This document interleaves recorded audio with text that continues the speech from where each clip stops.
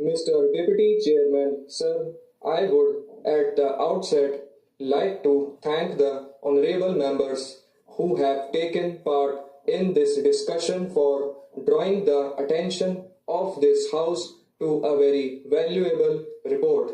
The fact that he himself has contributed to this report does not in any way minimize the importance of this reference because this report deals with a subject which is of very great importance.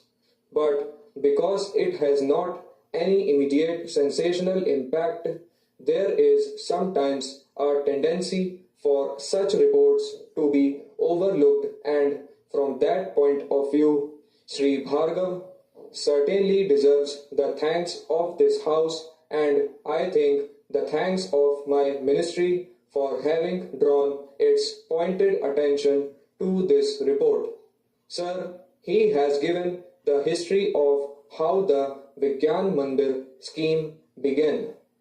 I do not want to go into very great detail of that, but the honorable members of this House will remember that the idea was originally mooted in 1983.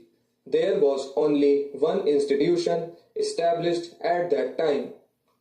The main purpose was to bring about a scientific atmosphere in our villages. They are not so much service institutions. Sir, some of the remarks which were made today probably suffered from misunderstanding on that point, and one honorable member, a very distinguished member of this House, was surprised as to how a single officer could perform so many functions efficiently.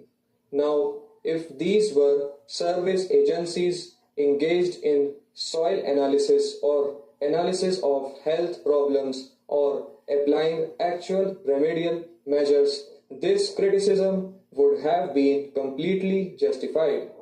But in fact, the Vigyan Mandirs are conceived primarily as centers for disseminating scientific knowledge and creating a scientific atmosphere in the villages, and that is why in each Vigyan Mandir the four most important things are the library and laboratory attached to it, the reading room, the museum, and the science club.